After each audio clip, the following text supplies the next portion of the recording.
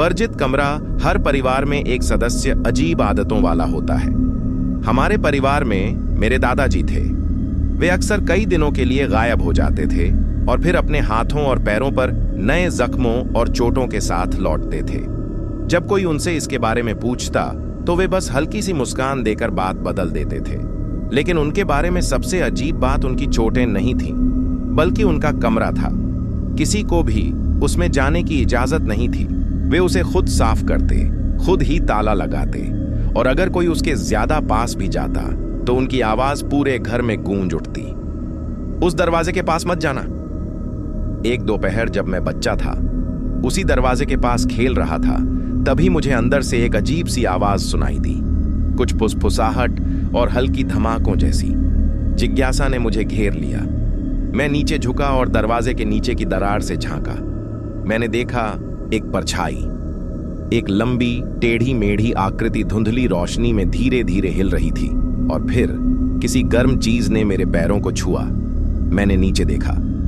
खून। दरवाजे के नीचे से गाढ़ा लाल खून की एक धार बह रही थी, मेरे पैरों को भिगो रही थी। मैं चीखी और सब कुछ काला हो गया। जब मैं उठी तो मेरी माँ मुझे डांट रही थी। उन्होंने कहा कि मैं शायद धूप में बहुत देर तक खेलने की वजह से बेहोश हो गई हूं। जब मैंने उन्हें बताने की कोशिश की कि मैंने क्या देखा, तो मेरे दादाजी ने बीच में ही टोक दिया। खून नहीं था, उन्होंने ठंडे स्वर में कहा। उस दिन के बाद मैंने फिर कभी इस बारे में बात करने की हिम्मत नहीं की। साल बीत गए, दादाजी की मृत्यु हो गई और हमारा परिवार शहर चला गया। जिंदगी सामान्य हो गई, या ऐसा मुझे लगा। एक सप्ताहांत मेरे पिताजी ने कहा कि हमें कुछ दस्तावेज लेने के लिए अपने पुराने घर जाना है। जब से मैंने उस जगह को आखिरी बार देखा था, 10 साल बीत चुके थे। लेकिन जब मैं अंदर गई तो हवा में अब भी वही गंध थी, पुरानी, धूल भरी और भारी, मानो समय ही रुक गया हो। मेरे दादाजी के कमरे का दरवाजा अभी भी बंद था। मेरे अंदर कुछ फुसफुसा रहा था, इसे खोलो। इससे पहले कि मैं खुद को रोक पाता, मैंने एक हथौड़ा लिया और जंग लगे ताले को तोड़ दिया। अंदर कमरा उतना ही भयानक था जितना मुझे याद था। वहां मिट्टी के बर्तनों से भरी अलमारियां थीं, दीवारों पर अजीबोगरीब चिन्ह बने थे और लाल कपड़े में लिपटे बंडल थे। बीच में एक बड़ी पेंटिंग टंगी थी, नदी के किनारे एक घर की। यह अजीब तरह से खूबसूरत थी, खिड़की से आती रोशनी में मंद मंद चमक रही थी। मुझे लगा कि इतनी अंधेरी जगह में यह बेकार हो गई है, इसलिए मैंने पेंटिंग निकालकर मुख्य हॉल में टांग दी। उस रात मैं जाग गया। नदी के बीचों बीच खड़ा था, बहाव बहुत तेज था। मैं मुश्किल से सांस ले पा रहा था। जैसे ही मैं किनारे तक पहुंचने के लिए संघर्ष कर रहा था, मैंने कुछ ऐसा देखा जिसने मेरा खून जमा दिया। पानी के उस पार वही घर खड़ा था जो पेंटिंग में था, और यह बिल्कुल हमारे पुराने घर जैसा लग रहा था। इससे पहले कि मैं कुछ सोच पाता, पीछे से किसी चीज ने मुझे जोर से मारा। मैं गिर पड़ा। जब मैंने आंखें खोली तो मैं उस घर के अंदर था। सब कुछ धूल, जाले और सड़ांत से ढका हुआ था। लैंप पुराने थे, हवा ठंडी थी।